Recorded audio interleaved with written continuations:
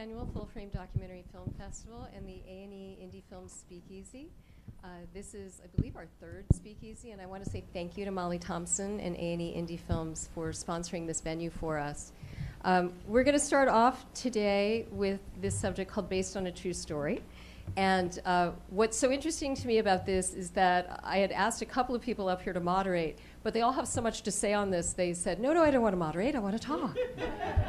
So I will do my best to get out of the way and just get us started, because everybody up here has a great deal to share on this topic.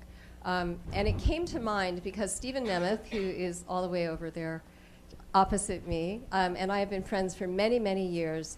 Stephen has been a very prolific producer in his career, both documentaries and narrative films.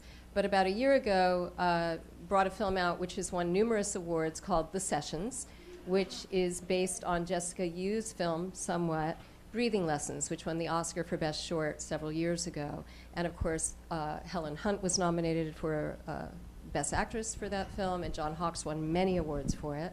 Next to him is Mark Landsman, another returning champion to our festival, and made a film called Thunder Soul, which I know we're going to talk a great deal about. And in the middle, I guess the ultimate returning champion, Nancy Bursky, who just won a Peabody Award, ladies and gentlemen, for The Loving Story, and who I worked briefly with on The Loving Story, and we're going to talk a little about that. And next to her, yet again, another champion of the full frame family, Marshall Curry. Marshall Curry with Street Fight, Racing Dreams, If a Tree Falls, some great, great films, all of which have a tie to this subject. So I want to start with Stephen, simply because you've had such a career with both types of films. And just to talk about a little, let's start with the process with The Sessions, of how that came to be. Okay. I mean, it really was, The Sessions was really the brainchild of Ben Lewin, the writer and director, who, you know, against all odds at 66 years old, at 4 feet 5 inches tall on crutches, was the darling at Sundance 2 years ago, which I thought was just an incredibly inspiring thing, because, you know, we hear so much and so often that it's a young person's game. It's not. It's a talented person's game at the end of the day.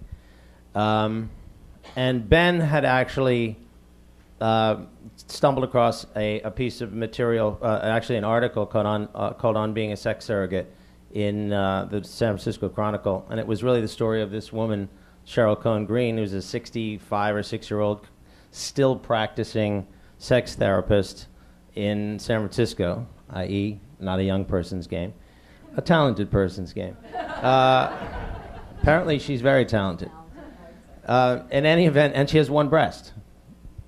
And it's so she's technically handicapped in that regard, but it makes no difference apparently to her clients, which is a wonderful thing again.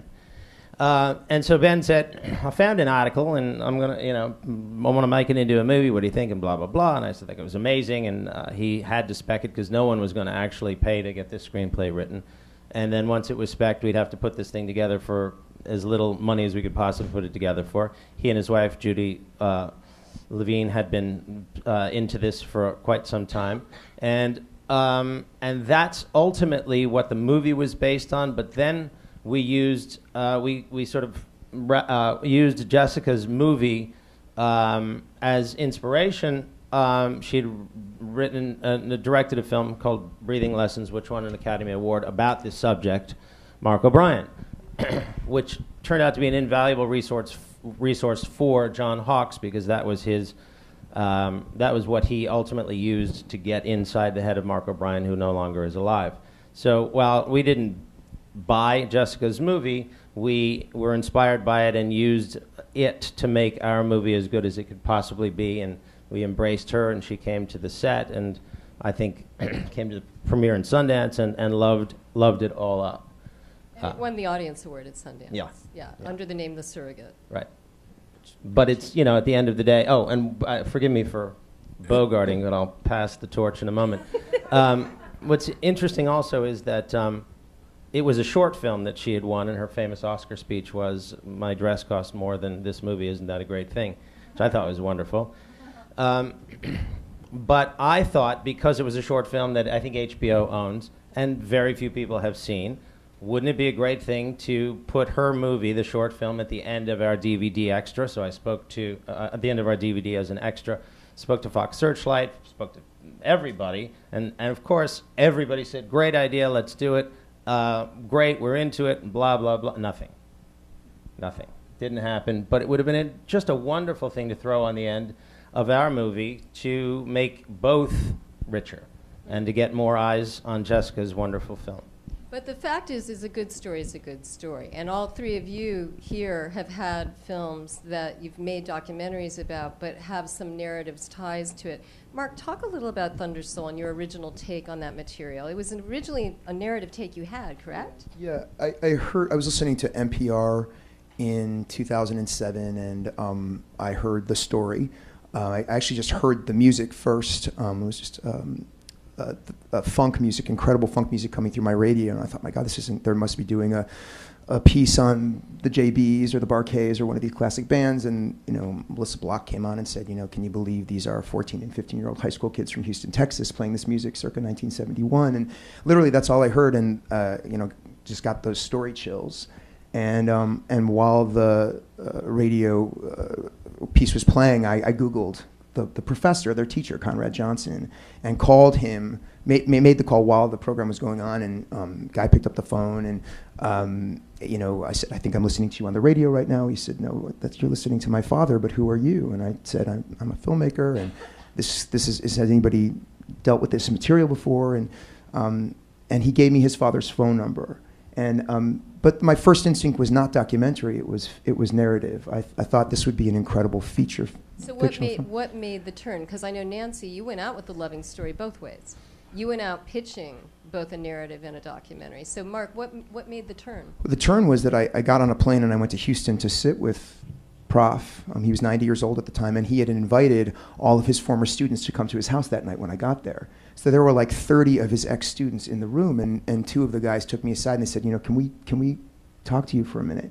And we went to lunch the next day, and they said, Prof's not aware of this, but we're going to be doing a reunion, and we're going to get guys together. They're going to come from all over the world back to the old high school band room, and we want to do this for him.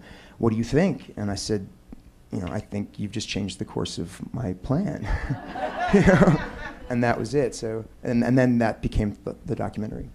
And so, Nancy, you had a slightly different route than that, correct? I mean, because I was actually with you in some of those pitch meetings early on. So can you talk a little about when the road split? Yeah, the story. You're right. The story is a story. And when I also got that story chill. I love that term. I'm going to use it a little bit if it's okay with you. I read the obituary of Mildred Loving in May of 2008, and I was struck by the fact that no one had done anything on this story, nor had they done anything on miscegenation, the crime that they were accused of committing. And I saw both a documentary and a narrative. It's got great bones for a narrative story. So I put together treatments for both. And it's true, Deidre and I were going to California, and we did a couple of meetings together. We thought there would be every possibility of trying to develop a narrative film. But I kind of left it to destiny. I thought whichever gets traction first is what I'll work on. And I very quickly discovered some of the footage that ended up being in the documentary, and it just took off. I mean, the documentary just kind of was fated to happen, and the narrative just took a longer time. But the documentary helped quite a bit, because by the time I had a trailer that could illustrate their story, I was beginning to talk again about the narrative. And I don't know if you want me to go into the whole story of the development of the narrative. Well, I can do that later. I want to get back to it, because I also want to make, I know Steve and I talked about, and we've all talked before this, about like rights, and especially for filmmakers out there who I think are going to be curious about this, and what do you need to lock down, and what's necessary for a good script as opposed to a doc. But in both circumstances, it sounds like life intervened to a certain extent, right? I mean, if that reunion weren't happening, Thunder Soul would be a different project. But you brought up the issue of rights. I mean, the first thing that I did with Prof was have a discussion about life rights for a narrative feature, and we actually got that out of the way first. And we went forward full blast with the documentary, but we began with a discussion about, well, this could possibly be, knowing that it's a long road and it's going to take a long time, and that we were doing the documentary first, would you be amenable to this rights situation? And he was. So Marshall, I mean, different path for you, right? Yeah. My film Racing Dreams is being developed into a fiction film by DreamWorks, and it's about 3 kids who want to become NASCAR drivers when they grow up. So it's 2 boys and a girl who are 11, 12, and 13, and it's sort of about they race these go-karts that go 70 miles an hour in sort of the Little League for NASCAR. I think we always knew when we were working on it that it should feel like a narrative. It was never. It's a little bit different from some of these stories, because at the time that I was working on it, I was completely focused on it as a documentary. Right. But Matt Hamachek and Mary Manhart and I edited it together, and we spent a lot of time thinking about editing it in a way that would feel like a narrative. And so, we'd be sitting in the edit room and say, okay, if this were a fiction film, what would happen here? How would you be introducing characters, or where would the plot twists be, or how would you kind of have these stories overlap? And so, in a way, we began kind of building the first draft of a fiction film. And so when it premiered at Tribeca,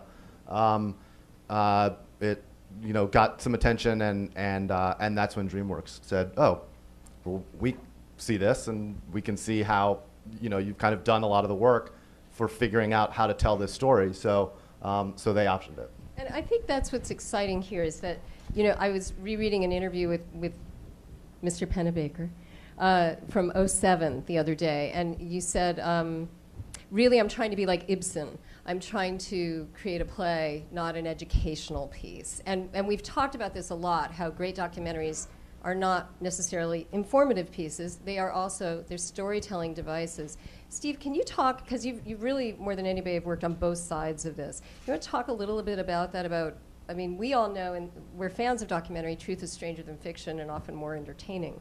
But what about that turn? What about that shift into fiction?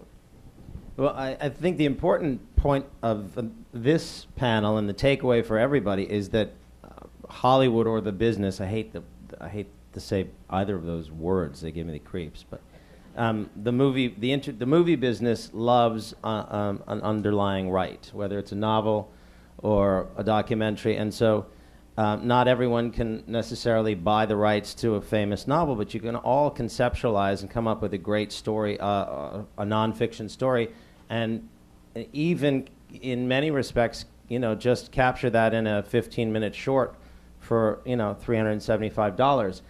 You then have the underlying rights to something. You have something to propose for a narrative feature that is yours, that didn't really cost you, and that you conceptualize. So I think it's really important that everyone is empowered to be able to do something like that.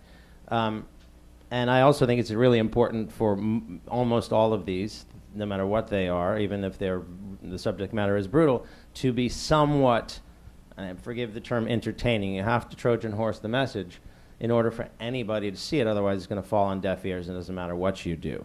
But an interesting story, I actually, much like your journey, was tipped off to a story in a magazine called Dogtown and the Z-Boys about 10 years ago. And I thought, oh my God, this is a great movie. Great movie. I went after it as a narrative feature. There was a woman in my office who also was a line producer. It turned out to be one of the producers, or the producer of the movie, which is another story. But I called Fox. I called the journalist. I called the magazine, who turned me on to the journalist, who said I had just sold the movie rights to Art Linson at Fox. This was like an hour before. And I thought, wow, that's amazing. What about a documentary? In which case, we could maybe tackle that and get it done sooner. We did do that. Stacey Peralta came on because he was one of the subjects of it, and a talented filmmaker. So Dogtown and Z-Boys, the documentary, came around after the rights to the feature were sold and was obviously made and released before the feature, which I won't comment on.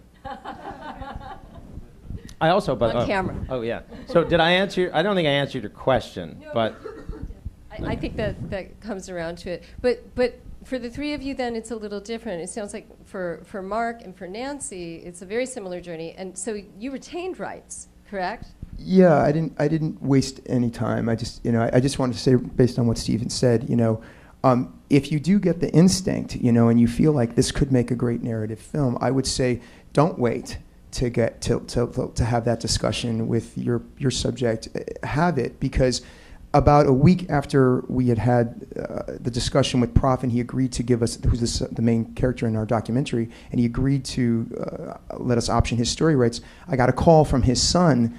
And he said, Mark, we have a problem. I said, what? He said, well, a big Hollywood director has just called me, and he really wants the story. He heard it on NPR, and what should I tell him? And I said, tell him he's too late. So if you get the instinct, I would say go with it, because someone else is going to have the instinct too. And Nancy, same thing? Well, in our case, it was fortunate that we decided to move forward with the doc, and it was partly because the Loving Family was feeling a little bit bruised by a film that had been made for Showtime in 1995 for TV, where they had given they had signed the rights agreements and were not happy with the way they were depicted. And so it took a while for me to even be able to approach them, and I did through the lawyers, but because we were going to make a documentary and not a feature film at that stage, they had, and we were promising to the extent that we possibly could to be as authentic and as true to their story in this documentary form. It made a huge difference to them. So I think had I started to get a little bit earlier traction on the feature film, I would have run into a big problem. So the documentary allowed them to develop confidence in our ability to make this movie. And now that we've gone back to them to license their rights, we're even bringing Peggy on as a consultant to the narrative, she feels a lot better about the team involved and believes that we'll do something more honest as far as they're concerned. But now, Mark, are you going to direct the feature? Yeah. But you are not going to direct I'm your not feature? directing it for one particular reason, and that is that by the time we started to develop the narrative, I was already moving on to other things, and I felt like I had exhausted, not my interests, that's for sure. I'm fascinated by their story, but I felt a fresh view would be healthy for the film. And I'm not saying that it should be differently for you, but I just felt like it was time for me to move on. It was time to bring on somebody fresh. So the people that are involved in the narrative are, I'm working with a producing team that it's called Rain Dog Films, but it's Colin Firth is actually the producer with a man named Jed Dougherty, and the three of us are producing together. And we've brought on Jeff Nichols, who did Take Shelter, to write the script, and he's in the middle of writing it right now, and assuming that that all goes well, he'll probably direct it as well. So we ended up putting together a terrific team. Colin and I met through his wife, actually, just by chance, and he and I actually started developing a screenplay together. And then he got a little busy. He got nominated for one Oscar and then another Oscar, and before I knew it, we could barely get ourselves on the phone to talk about the script. So we both said, you know what, this isn't the right time, because Colin was thinking about directing it too.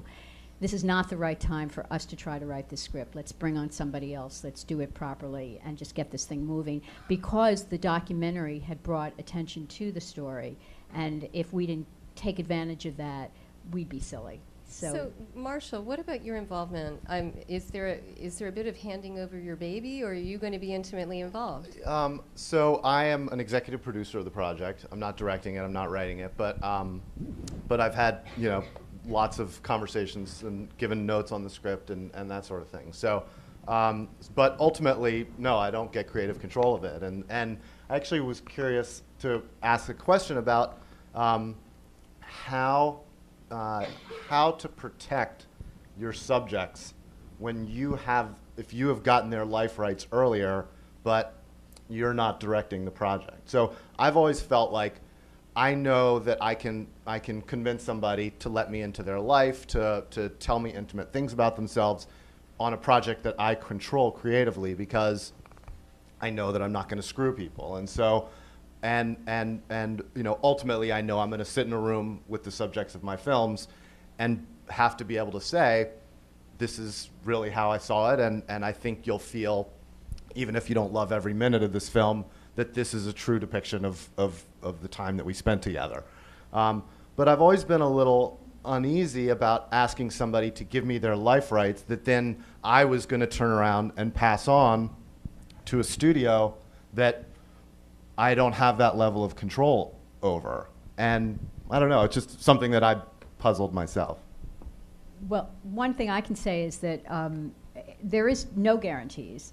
And once they sign those contracts, they are allowing you not only to use their story, but also have some creative liberties, because that's written into the contract. So I think it's about the team that's working on it, that they have to give that person confidence. And I personally had to have confidence that the producers and Jeff Nichols, who comes from the South, who really got the story, and talked with me at great length about the values inherent in the story, that he was going to capture this. But at the end of the day, I don't have ultimate creative. I mean, we're all working as a team, and I think that he would want the producers to feel just as good as he feels about it. But you know, it's that creative. Does the subject who has given you their life rights, when you guys have had conversations with the next party, how, like, does that subject, if they don't get a great feeling, do they get veto power over it, or how does that work? In my case, just very briefly, we did introduce Jeff to Peggy Loving, and she fell in love with him. So I think, then it's easy. Yeah, right. I think it works both ways. And I also think there are no guarantees, as you say.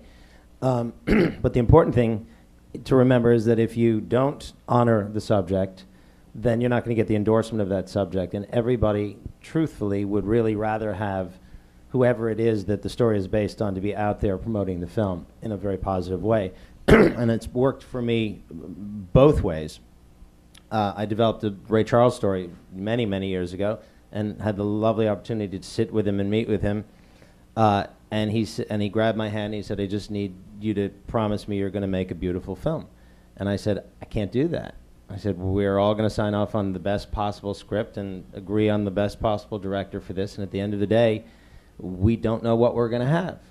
And that gave him pause. He didn't walk, but it turned out that another entity was developing a script as well, and they had $70 million to make it with. So that ended that story. The other...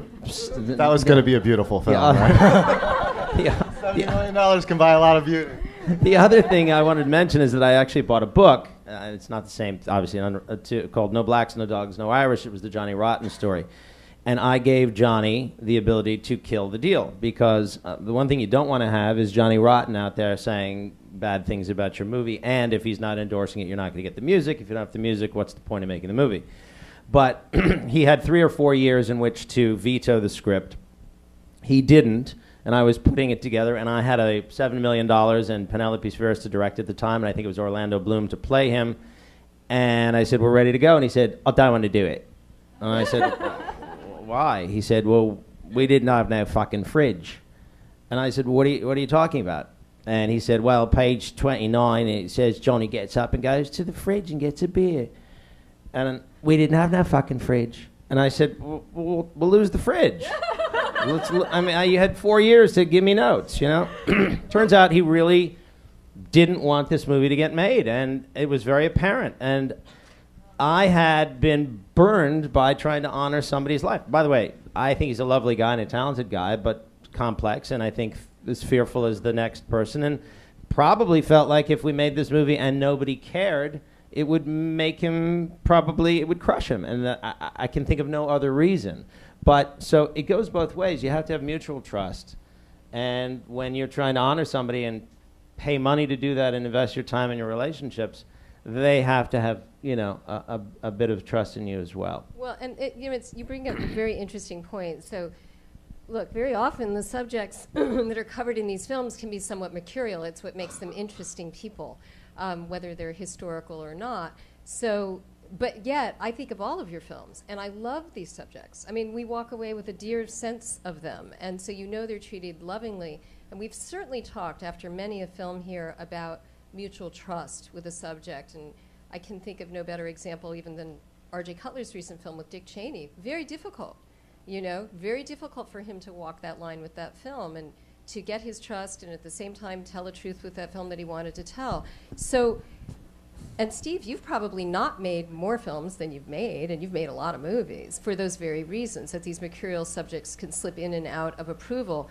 Yet, Marshall, I mean, I think your point is really well taken. You love these subjects, correct? Right. And you're handing them over to a certain extent, even as executive producer. I didn't realize you were actually EP on it.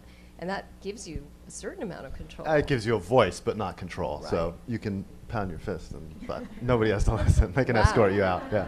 Wow. But I would say we all love our subjects and deeply, and we have a responsibility. We're the shepherds and we're the guardians of their story. And so I do think it's what Nancy said. It's the company you keep. It's who comes around. It's not about selling the rights to the highest bidder in Hollywood. That would be despicable. Because you, as the holder of those rights, you do have a responsibility. And so, in the case of Thunder Soul, I can speak personally. It was an organic process. We didn't go out and hawk our wares around the town. A few people came to us, and they resonated with the documentary on a soul level. They were emotionally moved, and they loved the story, and they fell in love with these people. And so, those are the people that we now have in the room with us when we're face to face with, in this case, Paramount. Paramount's a big corporation, and they want to do, they're gonna want to buff the edges and take the mercury out of the mercurial, and we have a team of producers with us who hold these people dear, and that's essential when you're dealing with Hollywood, because they don't really care. So let's talk about where you are with that right now. Where are you in pre-production? No, we're in the script. We're in the process of bringing on our screenwriter. The project is at Paramount and being produced by Kennedy Marshall, Frank Marshall, and Jamie Foxx. So that's the team of people behind it.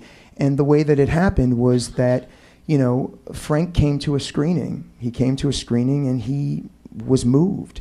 And the producers called and said, you're never going to guess who was in the audience at this random screening, but Frank Marshall. And I said, wow, and we did, and then the same thing kind of happened with Jamie. Is that his producing partner Jamie King saw the movie. She was very moved, and she called us. And 4 months later, we had a meeting with Fox, and he sat with us, and he said, this is my story. I want this story to be told. So.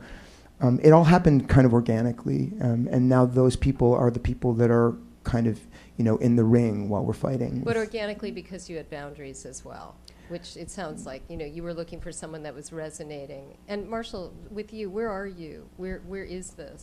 So they're doing rewrites of the script. The director, Lance Accord, is on board. He is Sofia Coppola and Spike Jonze' cinematographer, and does a ton of really amazing commercial work. He did that the commercial of the kid Darth Vader, that gets the card. And so he's got a commercial company that does amazing work, and obviously knows his way around a really creative film set too. So and in fact, we're going to be getting together with a writer, and he and I are going to probably be coming down to spend a little time with Annabeth's family. She's the little girl in the documentary. In the documentary, the kids are 11, 12, and 13. In the fiction version, they're 16 and 17, which is great because that's how old she is right now. And she continues to race full-size race cars, and so we're going to come and watch some races and spend some time with them. And so it's moving very well and quickly, but it's Hollywood, so you never know what's actually going to get made. Let me ask Steve a very quick question, because you wanted to talk, when we talked about this, about script in particular and about treatments. Can you talk a little about that? Because it seems like the very architect of a film, as we've often heard when you move into narrative, is the script. And we're hearing now about being in that very important process of building the platform that a film will be built upon. I'm going to digress and back into that, because I had developed a movie called What We Do Is Secret, and it's the story of Darby Crash and this punk rock band, the seminal West Coast punk band called The Germs. He had been the subject of Penelope Spheeris's movies, The Decline of Western Civilization 1 and 2, and in our script, we didn't base the movie, we based it on a book. In our script, and I went to high school with him, so I actually knew him and had a fairly good and interesting relationship with him. But in the script, we had recreated scenes from Penelope's documentary. And and she was, very aware of the project, and we ultimately shot scenes, iconic scenes from the documentary, which was basically Darby, the very famous scene where he was cooking eggs in the kitchen one morning with his then girlfriend. And she, I think probably to her credit, although I would rather she had said yes, after the fact said, I don't want you using that, because she took the position that that was her intellectual property and that she had shot those scenes and they were hers and we didn't have the right to recreate them. So we ultimately took them out of the movie. They were originally scripted and I think would have made the story much richer and would have tied together the doc and the narrative much more cohesively, but we couldn't do it. She didn't want to do it. And I respect that. I mean, it wasn't really a battle. It was just something that we all need to keep in mind if that ever comes up again. I would have loved to have used that, and probably should have done a better job figuring that out beforehand. Because we also, had a limited budget to shoot with, and we shouldn't have wasted those days shooting material that we weren't able to use anyhow.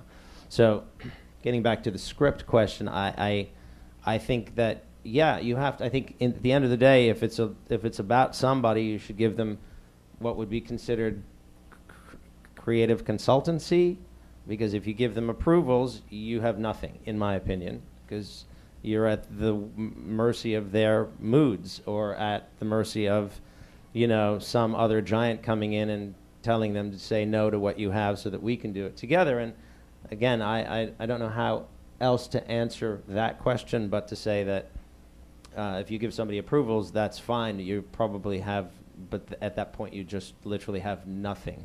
But their trust in you. And Nancy, you wanted to say something about that? Well, I just wanted to get back to the issue of the studio involvement, because I think that's also very an important lesson. Though it sounds like The Loving Story is pretty far along because we have a writer working on the script and we've got some pretty high-profile producers involved. We're really still in development. And we've gone out of our way to stay away from studios at this stage. And frankly, we will stay away from them as long as we can. We would like to get this film almost in production before. We've got some studios interested, but we really don't want them interfering with it if we can help it. So we've raised some development funds, and we have enough money to get the script written. And it's anybody's guess what's going to happen after that. But I do feel like we have enough chefs in this already. If we can keep the studios out for a while and deliver something pretty final, and as far as our script is concerned, we'll have a lot more control over it.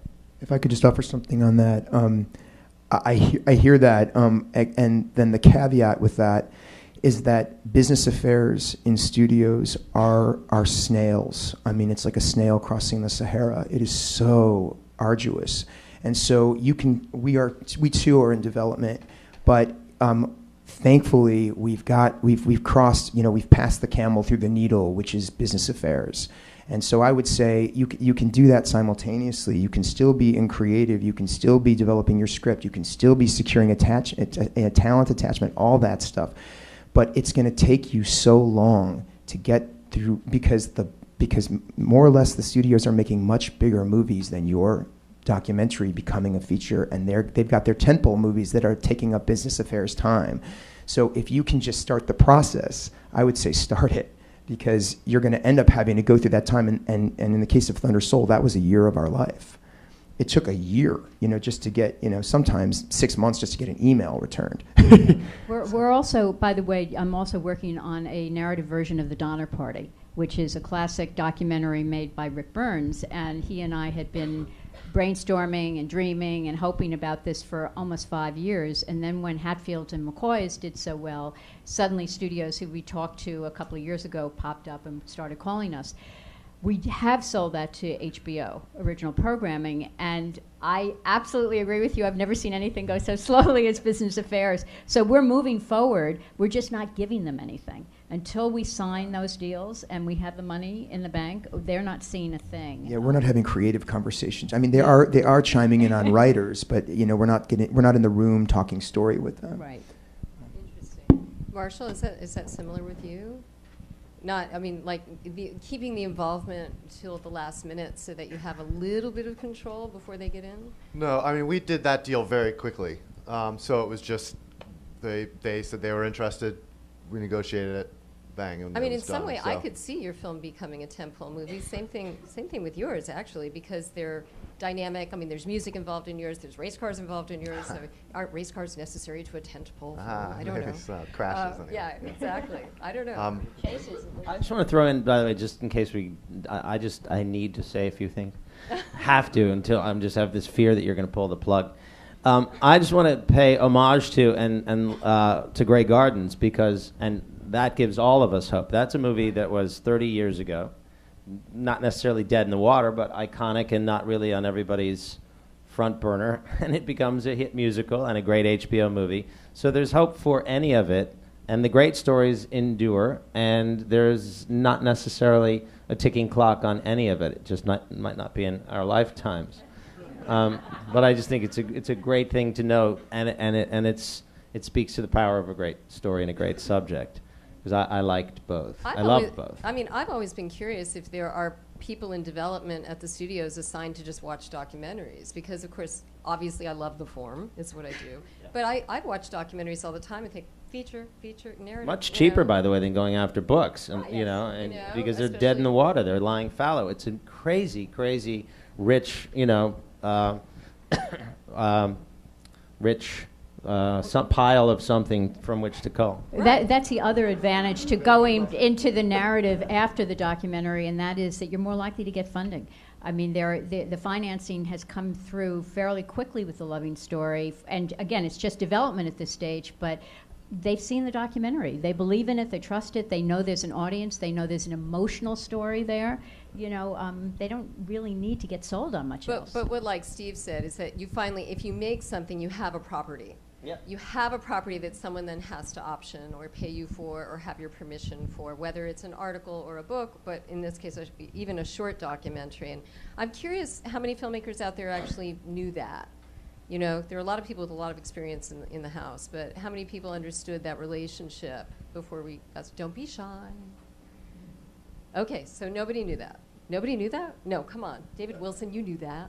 Thank you. Thank you. I know there are people out there that knew that. In fact, do we feel comfortable asking questions at this point? I think we could be ready. Oh, I think we have plenty.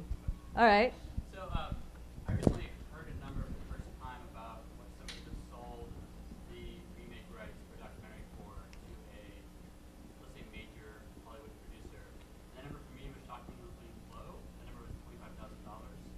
And I just want to get your takes on numbers and kind of you can talk about numbers in your own lives.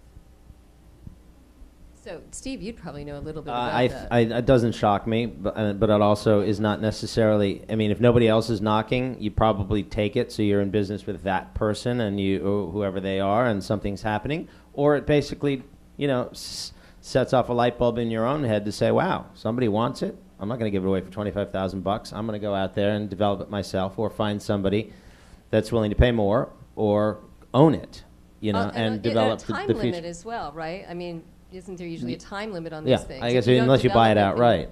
Reversion of rights if they don't do Right. it within a certain period of time. It doesn't shock me, the number, because frankly, that's what Molly would pay for the rights to run on A&E, so, and then whoever that person is has to spend however much money developing it and finding a writer and paying that writer presumably, and it might be an interesting number if they partner with that person and make them an executive producer and give them a piece of the action. That would be a nice motivator. And there are two numbers, right? There's the option price, which means that somebody gets a 1 or a 2 or whatever year option. And then if they decide to actually make it and it gets fully funded, then there's a purchase price. And those numbers are usually quite different, I think. Yes. So I want to ask about this prior ownership thing. I'm trying to write a script on Two Slaves. Somebody's already written a novel about these slaves, and somebody else sort of made a short quite a while ago. But both the novel and the short are aimed at a very young audience. And I actually, my script is just based on their story. It's not really their story as such. In fact, it's like a collaboration of several stories. And their owners. So it's different kinds of things. Are you telling me that I have to get permission from these other people? You don't have to. I mean, you have to think about all the things that will add towards your ability to make this. And sometimes finances are a lot more comfortable if you've gotten the rights. It's a way of claiming it, that nobody else is going to go and do the same thing you've done. The underlying rights issue is all about people having confidence in the story and confidence in your ability to market this thing. So it's a gamble. You can do it if these stories are in the public domain. You don't have to. But it's just a question of making yourself and your project more marketable. But it has to be true and accurate. So you can't use somebody and use their name and then fictionalize their lives. So you have to be able to back what it is you're writing about. Even if these people die of something. Well, that's tough. I mean, I don't know. I would think they You can- wouldn't have rights. No, You I can think you they can do. say it's inspired by them. I mean, Yeah. it could be inspired by them. I mean, you could take some creative, a lot of creative license if you want. But then there's the other issue of why even use their names at all if you're not going to base it on their lives. Which is why we call this based on a true story. It's exactly that point. I think it's interesting when Steve brought up the Johnny Rotten story. I think what you hear from a lot of experienced people in the business, correct me if I'm wrong, is people never really want to get into a rights tussle. Nobody ever wants to end up that far. And so you'd rather say no and cut bait than ever get into an issue. So it's best to protect yourself up front as much as possible. Full disclosure, lived in LA for 18 years, so I know this story. But that you want to protect yourself, and then at a certain point you just don't want to get into it. And producers don't either. It's very rare to see any production company or a studio take something to the mat, and they'd rather just not spend the money. They'll just back away. So it's better to have all your ducks in a row. And as Nancy said, why use their names at all then, and just write your script, using them as inspiration. Yeah, right here. Hi, I have a question. I guess we talked a little bit about responsibility to subjects, and I'm kind of wondering how that plays out in terms of, like, for example, if you hear a story and you're thinking this would be great as a documentary or great as a narrative. So specifically, like, I just came from God Loves Uganda and was talking a bit with Ben, the editor, about it's a documentary about the persecution of gays and lesbians in Uganda and how there weren't any or weren't many explicit interviews with members of the community because of safety issues and ethical issues that they couldn't put them on screen, whereas in a narrative, if your subject is in a documentary being themselves versus in a narrative, you can have an actor and they're not so much put at risk. I guess, is that a concern, or has that been a concern in terms of will this really function better as a story and be safer for the subject of my film narrative? So I'm just going to repeat the question because we realize the cameras can't always hear it. So she's saying, when you're worried about the safety of a subject, have these filmmakers considered, instead of doing a documentary, doing it as a feature to retain their safety when they could be in danger for what you show? Anybody thought about that? I don't know if any. Steve, have you had a film in that category before? I mean, I'm involved in a film now called State of Control, and the filmmakers were going. They basically went undercover in China to pose as carpet salesmen to actually expose the Chinese control of the internet and their oppression of the Tibetan people. And they got into trouble, and they got poisoned, and lots of things happened. But I think that at the end of the day, you go out and make the best movie you can make, and if you believe... In fact, there's a filmmaker in the movie that was a teen named Dundop, who's actually in prison now in China. His family was harassed and detained, and we received letters from people in the Tibetan community that they think that what we had done may have compromised him, and so we backpedaled a little bit and tried to do whatever it took to soften that, how his portrayal and the relationship to the Chinese government. But that was really more to protect him. In fact, in the Ai Weiwei documentary, which was brilliant last year, which I should have been thanked on, by the way, Larry Warsh, Allison Clayman, where are you? There you are. I was not thanked. And Larry said, when I asked him, I said, "What are you talking? Why didn't you thank me?" He said, "Well, next time." I said, "Oh yeah, the next Ai Weiwei 2, you can thank me on." In any event, I think the most important thing that they did in their documentary to protect him was to make the documentary, because the sea of people that are now followers and lovers of him are the very reason why the Chinese government will not, and Allison, correct me if I'm wrong, is the reason why the Chinese government probably won't harm him. Yeah, I've always said I didn't, while he was in detention, I really didn't know, like for those 80 days, I was really on the fence about whether it was going to help or not. And then on day 81 when he got out, it seemed pretty clear that international pressure did work. So everybody, Allison Clayman, the director of Ai Weiwei. I mean, this is what I love about the Speakeasy. We have Mr. Pennebaker, David Wilson, Allison Clayman. I can't see past the lights, but I just love that we have all these great filmmakers in the room. So please do speak up and join the conversation. That's why Molly created this venue with us. It's for that kind of discussion. Yes, right here. All of you have, I'm sure, a million stories that strike you as you go to approach a subject, whether it's thinking maybe this is enough, maybe this is a narrative. Are they thinking, I mean, more and more people now think of themselves on the side of a camera, on the performance side of the camera, just because of YouTube. How do you approach somebody who sees you coming and you have a wonderful idea or a wonderful way to tell their story, and the first thing they want to hear about is, what can you do for me money-wise? That's a great question. So she's asking, when you approach a subject nowadays, are they thinking about what's in it for me financially? And I know even when I produced documentaries, we had come up against that a lot. There was a particular great basketball player I was working with on something, and he wanted to work with a lot of his players in college. And many of those guys did not make it to the NBA, and they were not famous, and they all wanted to talk about money. And I was like, wow, we're just trying to make a documentary. There's no money to be had. But I'm going to let everybody else up here speak about that. It is a very savvy group of people now, because is it because of reality television, do you think? Is it a YouTube issue that people want to be paid? I think people, go ahead. I think people always want to get paid. Yeah. But it's a lot about the trust that you form with your subject. And that's the first thing. And then it's also about a reality check for them. It's an education process, because it's like Marshall said, it's a tiered situation. You don't start out with the mother lode of money. First, it's an option, and that's a small amount of money. And then you graduate to more amount of money. And then when principal photography hits, you get more amount of money. And then you talk about back end. So part of that is sitting down and saying, look, I'm just an independent filmmaker. I'm not DreamWorks. I'm not Spielberg. I'm just a documentary filmmaker who thinks your story is wonderful and could resonate in terms of a fiction. But it's a long road. I mean, it's really about educating them to the process that you're going to be going through as well as the filmmaker, because you're going to be dealing with the same tiers as well.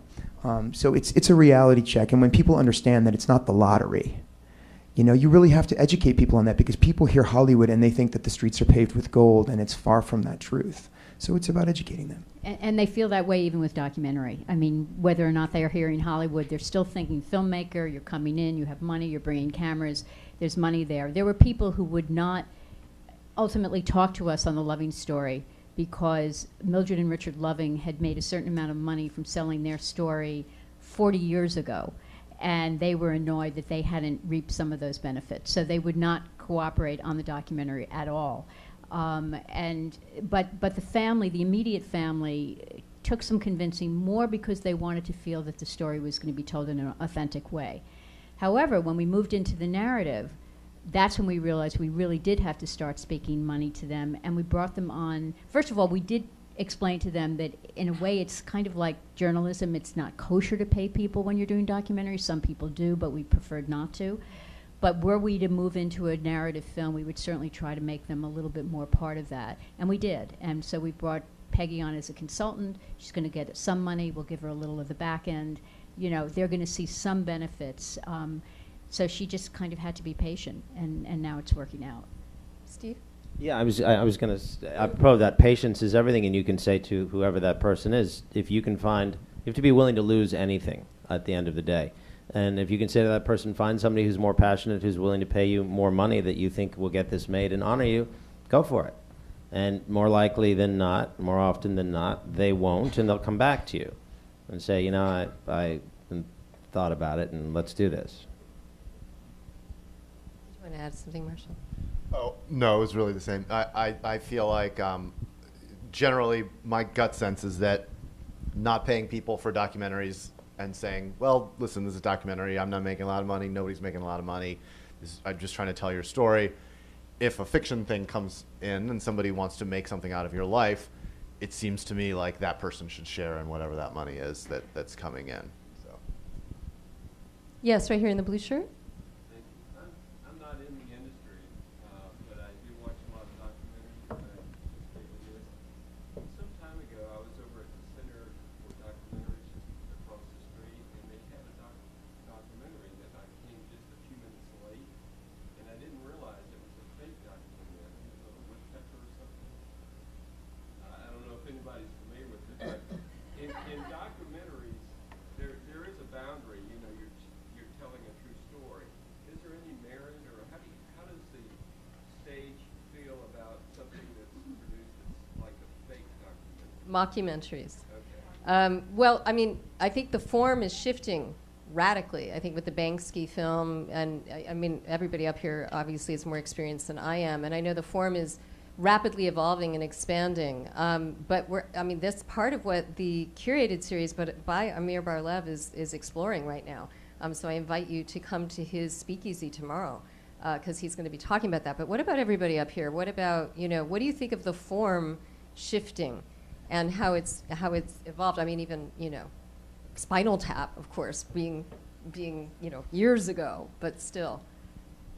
It's a little different now. It's not openly a mockumentary sometimes. Well, this festival has had a tradition of dealing with hybrid films. Right. And The fact that term even exists That's right. says that there is this merging of. Exactly, and I think it's exciting, and I think we all agree that a good story, as Deirdre said, is a good story. So whatever form it takes is a wonderful opportunity. And if we start blurring the boundaries, the hardest thing about blurring boundaries in documentary is selling the film, because if you're trying to convince people to show your film, they want to know what it is they're showing. And particularly television. If you're selling it to the documentary unit of a particular network, they want to know it's a real documentary, and they don't want a lot. Well, I don't want to get into reenactments and all of that. It's a big question and a big issue. It really is. It really is. So. I mean, I think it's an incredibly exciting time for documentarians because the form has embraced artistic expression in a way that it never has before. I mean, when Mr. Pennebaker started out, they weren't incorporating animation into films. It was verite. Now you can, but what doesn't change, I think, is a responsibility to truth. So if like Cutie and the Boxer is a great example. What a gorgeous film, right? And animation used in a very beautiful way, but it's the woman's work. It's organic to the truth of the story. The same thing with the Tom Ungerer film. It's his work. I think the filmmaker can take creative license. We have a lot more tools in our toolbox now as filmmakers. We can do incredible things. But we still have a responsibility to tell a truthful, honest story. It's not fiction. It's not a mockumentary. A mockumentary is entertaining. It's wonderful. I love Christopher Guest. I could watch him all day long. But he's not a documentarian, and I don't think he should be categorized as such. And I don't think he'd want to be either. Yeah, I think it's interesting because, at that time, verite was the new thing. It was breaking the rules. And I think it's so interesting that technology and the affordability of the technology has allowed the documentarian's toolbox to be bigger. That there's more paint to paint with. There's more to tell those stories with. Is there somebody else? Yes, right here. So, in a case where you're the filmmaker, you're the documentarian, and you helped develop this project to a fictional film, and then basically, as normally seems to happen halfway through, somebody else takes control of it, whether it be the guys in marketing or a producer who knows we need to do this, and they just completely tear apart the character, the reality of your movie, to create this great fictional, this is going to be a brilliant moment even though it has nothing to do with your film. When do you as a filmmaker have the right to announce, this isn't my movie that we made, this isn't even close to the truth? When are you allowed to dissociate yourself from the fictional film? Oh, you all must have good answers to this as you That's go the through the process. That's the Smythe question. I mean, honestly, if you take your name off a film, you are basically making a statement. I'm not a director. I co-directed a doc that I'm proud of, but I'm not a director. So I would leave that to the filmmaker.